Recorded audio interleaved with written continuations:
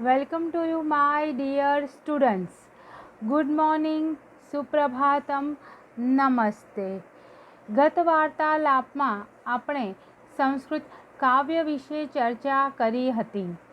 આજે આ વાર્તાલાપમાં આપણે વિશ્વવિખ્યાત એવા મહાકવિ કાલિદાસના જીવન, સમય અને કવન વિશે વિસ્તૃત ચર્ચા કરીશું.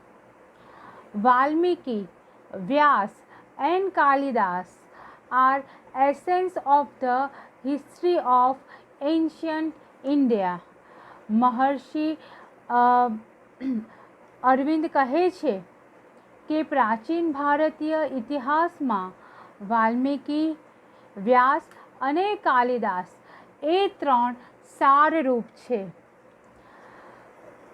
મહાકવિ કાલિદાસ વિશે કહેવાયું છે કે પુરા કવિનામ ગણના પ્રસંગે કનિષ્ઠિકા અધિષ્ઠિત કાલિદાસા અદ્યપિ તત તુલ્ય કવેઃ અભાવાત અનામિકા સાર્થવતી બભૂવ. તો ફ્રાન્સના વિદ્વાન સિલ્વન લેવીએ પણ કહ્યું છે કે કાલિદાસનું નામ ભારતીય કવિતામાં ટોચે આવે છે અને તેજસ્વી રીતે તેનો સાર આપે છે.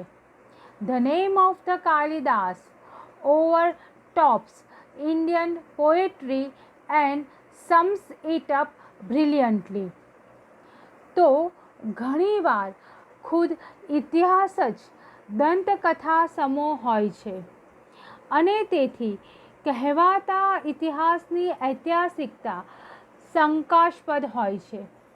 તો પછી સંસ્કૃત સાહિત્યની દંતકથાઓને તો ત્યજાય જ કેમ? આ ખાસ તમે સમજો મિત્રો કે એટલે ઇતિહાસની શક્યતા શંકાસ્પદ હોય છે. એટલે ઇતિહાસમાં પણ ઘણીવાર ખોટી વિગતો હોય છે, ખોટું આલેખન હોય છે. એટલે ઇતિહાસ પણ પૂરેપૂરો વિશ્વાસપાત્ર હોતો નથી. સંસ્કૃત સાહિત્યના આકાશના સૌથી વધુ ઝળહળતા નક્ષત્ર કાલિદાસના જીવન પર અંધકારની પછેડી પથરાયેલી છે અને તેથી કાલિદાસના જીવન અંગે કિંવદંતીઓને મોકળું મેદાન મળી ગયું છે. આ દંતકથાઓનું ઐતિહાસિક મૂલ્ય નહિવત છે, પણ તેઓ સંસ્કૃત સાહિત્ય વારસાના ભાગરૂપ હોવાથી રસપ્રદ બને છે. એક દંતકથા પ્રમાણે કાલિદાસ જન્મે બ્રાહ્મણ હતા. નાનપણમાં જ માતા પિતા વગરના બન્યા હોવાથી ગોવાળિયાઓએ ઉછરેલા. આ તરફ વારાણસીના રાજા પોતાની પુત્રી વાસંતીને મંત્રીના પુત્ર સાથે પરણાવવા ઈચ્છતા હતા, પણ પુત્રીએ પોતાને તેના કરતાં વધુ વિદુષી ગણી તેને નાપસંદ કર્યો. મંત્રી પિતાએ આનું વેર લેવાનું નક્કી કર્યું. એક દિવસ જંગલમાં ગોવાળિયાને પોતે જે ડાળી પર બેઠેલો તેને જ કાપતો જોયો. મંત્રીએ વિચાર્યું કે આનાથી વધુ મૂર્ખ કોઈ હોઈ જ ન શકે. મંત્રીએ દેખાવમાં સોહામણા પર મૂર્ખ ગોવાળિયાને બરાબર વસ્ત્રાભૂષિત કરી તેને વિદ્વાન તરીકે રાજા આગળ પ્રસ્તુત કર્યા. મંત્રીએ મૂર્ખ ગોવાળિયાને ઓમ સ્વસ્તિ એટલું બોલી રાજા પર ફૂલ ફેંકવાની સૂચના આપેલી અને કોઈના પણ પ્રશ્નના જવાબમાં કશું જ ન બોલવાની પણ તાકીદ કરી હતી. પણ અભણ ગોવાળીઓ તો ઓમ સ્વસ્તિ એટલું પણ બરાબર બોલી ન શક્યા અને ભળતું જ ઉચ્ચતર જેવું અર્થવિહીન બોલ્યા, જેનું મંત્રીએ ઉમા સહિતો શંકર સહિતો ટંકારશૂલ પાણિશ્ચ રક્ષંતુ એવું પાંડિત્યભર્યું અર્થઘટન કર્યું. વાસંતી પૂછે છે, પણ મંત્રીની સૂચના હોવાથી ગોવાળિયો કશું જ બોલતો નથી. બીજી દંતકથા પ્રમાણે રાજકુમારીએ પોતાની તર્જની આંગળી ઊંચી કરી, જેનો રાજકુમારી પ્રમાણે આ જગતમાં એક જ તત્વ છે એવો અર્થ થતો હતો. કાલિદાસ રાજકુમારીના સંકેતનો એવો અર્થ સમજ્યા કે રાજકુમારી તેની એક આંખ ફોડી નાખવા ઈચ્છે છે. કાલિદાસે સામે બે આંગળી ઊંચી કરી, જેનો આ ગોવાળિયા કાલિદાસ પ્રમાણે જો રાજકુમારી એક આંખ ફોડશે તો પોતે તેની બેવ આંખો ફોડી નાખશે એવો અર્થ થતો હતો.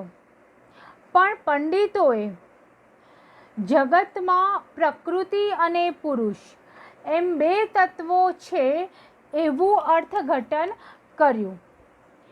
ગોવાળિયાના રાજકુમારી સાથે લગ્ન થતાં તેને મંદિરમાં લઈ જવામાં આવે છે. ત્યાં પણ તે કશું બોલતા નથી. પણ મંદિરમાં કેટલાક પ્રાણીઓના ચિત્રોમાંથી બળદનું ચિત્ર જોતા ગોવાળિયો પોતાની જાતને છુપાવી શક્યો નહીં. રાજકુમારી વાસંતીને પોતાની સાથે દગો થયો છે એ વાતની જાણ થઈ. પોતાના પતિને વ્યાકરણ શીખવવા પ્રયત્ન કરે છે, પણ મંદબુદ્ધિ પતિ કંઈ શીખી શકે તેમ નથી. કાલિદાસ દરરોજ માતાની પૂજા કરે છે અને છેવટે માતાની કૃપાથી તે સર્વ વિદ્યાઓને પામે છે અને પોતે કાલિદાસ બને છે. પછી બીજી એક કિંવદંતી અનુસાર કાલિદાસ રાજકુમારીને મળે છે તો રાજકુમારી પૂછે છે કે અસ્તિ કશ્ચિદ વાગ વિશેષઃ, વાણીમાં કોઈ વિશેષતા પ્રાપ્ત કરી કે નહીં? તો તેના જવાબમાં સરસ્વતીના આ પનોતા પુત્ર બનેલાએ પ્રશ્નના એક એક શબ્દથી આરંભી 3 ગ્રંથો રચ્યા. અસ્થિથી આરંભાતું કુમાર સંભવ, કશ્ચિતથી શરૂ થતું મેઘદૂત અને વાગ વિશેષથી શરૂ થતું રઘુવંશ મહાકાવ્ય રચ્યું. રાજકુમારીને આ વિદ્વાન બનેલા પતિ પર પ્રેમ ઉપજ્યો અને ગુમાન ઓગળી ગયું. પણ કાલિદાસની તેના પ્રત્યેની ભાવનામાં પરિવર્તન આવ્યું હતું. હવે રાજકુમારીને પત્ની રૂપે જોવાને બદલે તેનામાં તેણે માતા નિહાળી. એટલે રાજકુમારીએ પણ હતાશ થઈ એક સ્ત્રીના હાથે તમારું મોત થશે એવો શાપ આપ્યો. અન્ય એક લોકવાયકા મુજબ કાલિદાસને દાંપત્ય જીવનનું સુખ પ્રાપ્ય ન રહ્યું, તેથી ગણિકાઓ સાથે વિલાસી જીવન ગાળવા લાગ્યા. એકવાર તેઓ સિંહલ દ્વીપ ગયા. આજનું તે લંકા ગણાય છે, એટલે કે શ્રીલંકા. ત્યાં પોતાના મિત્ર કુમારદાસના ત્યાં જવાને બદલે એક ગણિકાના ત્યાં ઉતર્યા. એને થયું કે હું મારા મિત્રને સરપ્રાઈઝ આપીશ, જેમ આજે આપણે બધા કરીએ છીએ ને કે મેં તને સરપ્રાઈઝ આપી એમ. પણ કુમારદાસને ગુપ્તચરો દ્વારા માહિતી મળી કે કાલિદાસ પોતાના નગરમાં આવ્યા છે. એટલે તેમને એક પાદપૂર્તિની સમસ્યા માટેની જાહેરાત કરી અને નગરમાં ઢંઢેરો પીટાવ્યો. આ ગણિકાને લાગ્યું કે આ કોઈ વિદ્વાન વ્યક્તિ છે, એટલે તેમની પાસે આ સમસ્યા પૂર્તિ માટે જાય છે અને કહે છે કે આ સમસ્યા પૂર્તિ પૂરી કરવાની છે. આ સમસ્યા પૂર્તિ આ પ્રમાણે છે: કમલોત્પત્તિઃ શ્રૂયતે ન તુ દૃશ્યતે. એટલે કમળમાંથી કમળની ઉત્પત્તિ સાંભળી છે, ક્યાંય જોવામાં આવી નથી. કાલિદાસ તો વિદ્વાન હતા, એટલે એમને ઝટ પૂર્તિ કરી. શું પૂર્તિ કરી એમને? તો બાલે તવ મુખામ્બુજે કથમ ઇન્દિવર દ્વયમ. અર્થાત, હે બાલા, તારા મુખ કમળમાંથી આ બે કમળ કેવી રીતે નીપજ્યા? લોભી ગણિકાએ ઇનામની લાલચે કાલિદાસને મારી નાખ્યા. રાજા અને કાલિદાસના મિત્ર કુમારદાસને જાણ થતાં તેણે પણ કાલિદાસ માટેની ચિતા પર ઝંપલાવી પોતાના પ્રાણ ત્યજ્યા. અન્ય એક જનશ્રુતિ પ્રમાણે મહાકવિ કાલિદાસ અને દંડી વચ્ચે શ્રેષ્ઠતા અંગે વાદ વિવાદ થયો. ત્યારે સરસ્વતી દેવીએ પ્રગટ થઈને નિર્ણય આપ્યો કે કવિર્દંડી કવિર્દંડી કવિર્દંડી ન સંશયઃ. કવિદંડી કવિદંડી કવિદંડી, તેમાં કોઈ શંકા નથી. એટલે કાલિદાસે ગુસ્સે થઈને સરસ્વતી દેવીને પૂછ્યું કે કો અહમ બ્રૂહિ તદા મૂઢે. તો હે મૂઢ સ્ત્રી, તો કહે હું કોણ?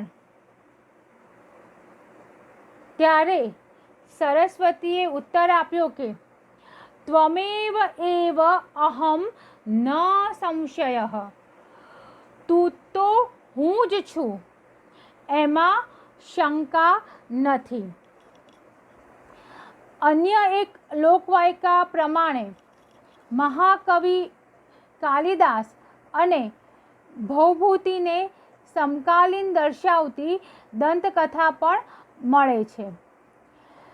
કાલિદાસ સુવિખ્યાત સર્જક થઈ ચૂક્યા હતા, ત્યારે ભવભૂતિ એક સર્જક થવાની તૈયારીમાં હતા. તેઓ પોતાનું ઉત્તરરામચરિત નામનું નાટક લખીને મહાકવિ કાલિદાસ પાસે માર્ગદર્શન અને અભિપ્રાય લેવા ગયા. કાલિદાસ એ સમયે ચોપાટની રમત રમતા હતા. તેમણે ભવભૂતિને તેમનું લખેલું નવું નાટક વાંચવા કહ્યું. કાલિદાસ ચોપાટ રમતા ગયા અને ભવભૂતિ ઉત્તરરામચરિત વાંચતા ગયા. નાટક આખું વંચાઈ ગયું. કાલિદાસે ભવભૂતિની કાવ્યકલાની પ્રશંસા કરી. ભવભૂતિએ આગ્રહપૂર્વક કોઈ સુધારો સૂચવવાની વિનંતી કરી. ત્યારે કાલિદાસે કહ્યું કે આમ તો બધું જ બરાબર છે, પણ એક શ્લોકમાં થોડુંક સુધારવું પડે તેવું છે. કયા શ્લોકમાં? ભવભૂતિએ પૂછ્યું.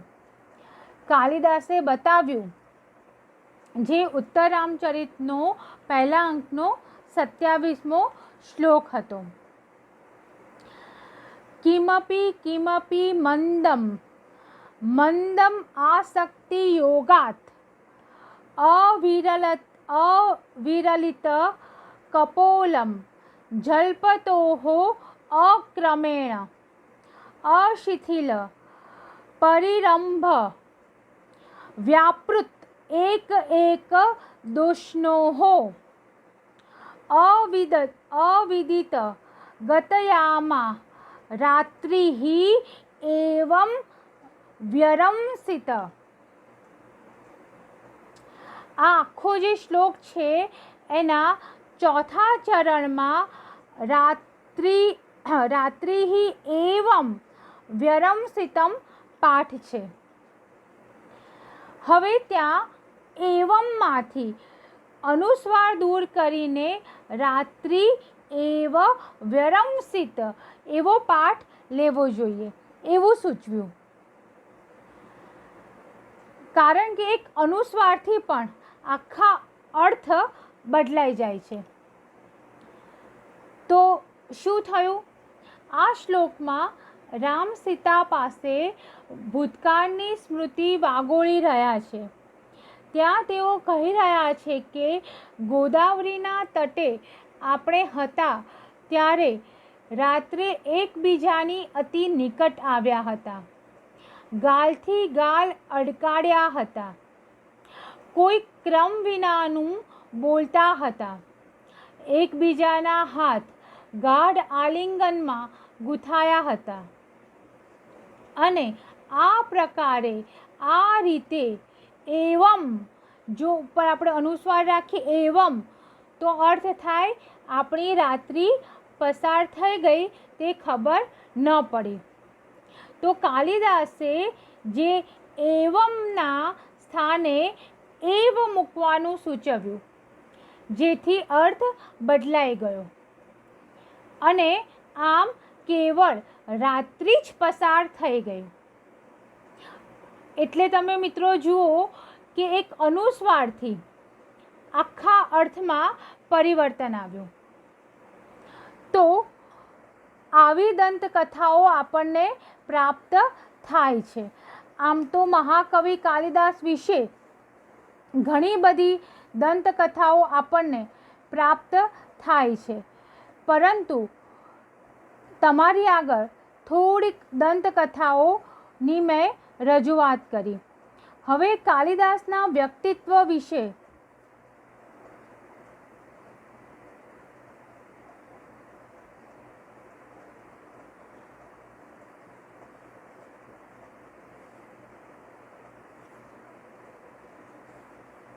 મહાકવિ કાલિદાસનું વ્યક્તિત્વ વિશે જોઈએ તો તેમના ગ્રંથો પરથી એવું જણાય છે કે કાલિદાસ માટે જીવન એક ઉલ્લાસ ઉત્સવ છે।